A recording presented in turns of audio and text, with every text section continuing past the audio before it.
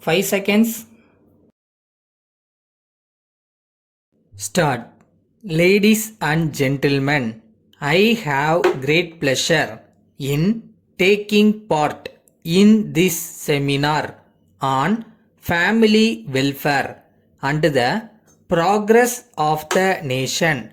I hope you will agree that the development of the country depends to a large extent on the welfare of its people. This means the government should take care of the welfare of the families, without which the country cannot make progress.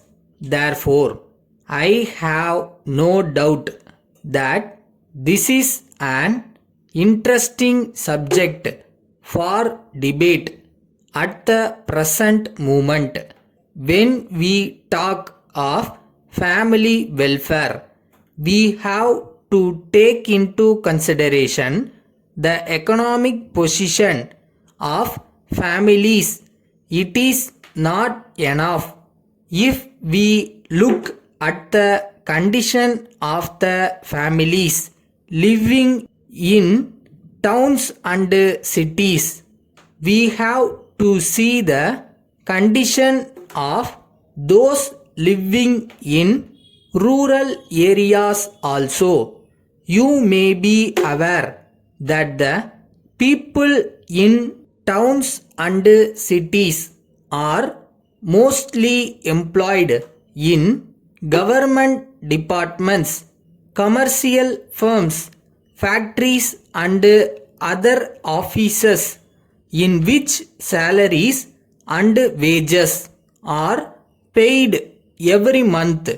But it is not the case with regard to people in villages, where they have to depend mostly on agriculture. It is well known that most of the people living in villages are farm laborers.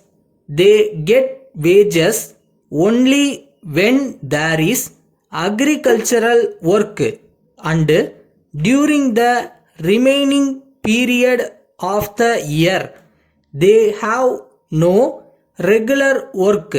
Of course, during the last few years, government have started some industrial units here and there in rural areas, which also provide them some work.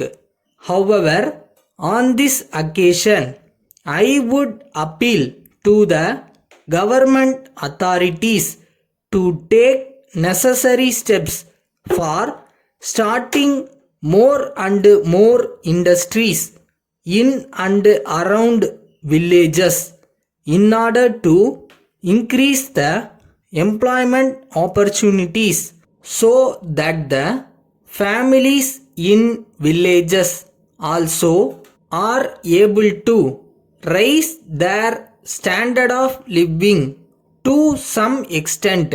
Here, I would like to stress that people should be convinced that the size of their families should be limited, so that the money they earn can be usefully spent. It should be explained that if the size of the family goes beyond certain limit, it will be difficult for them to take care of the children whom they love, and that such a state of affairs is neither good for them nor for the country. It should be remembered that the boys and girls of today are the future citizens of the nation, and it is imperative that they should not only be healthy but strong.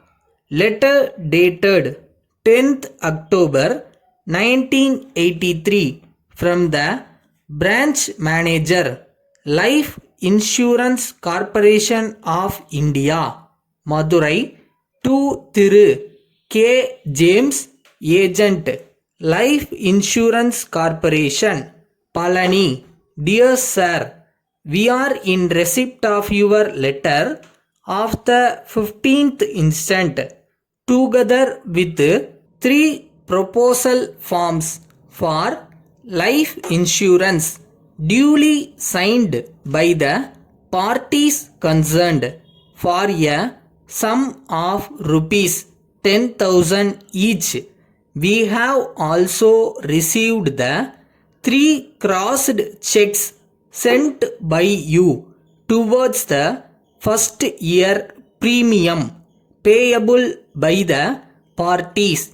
In this connection, we would like to bring to your kind notice that you have yet to do business for a further sum of rupees 1 lakh to reach the target fixed for you. We are sure you will be able to do it before the end of the year. We are glad to enclose herewith a check for rupees 500 towards your commission as per statement enclosed. Please send your stamped receipt at an early date. Yours faithfully.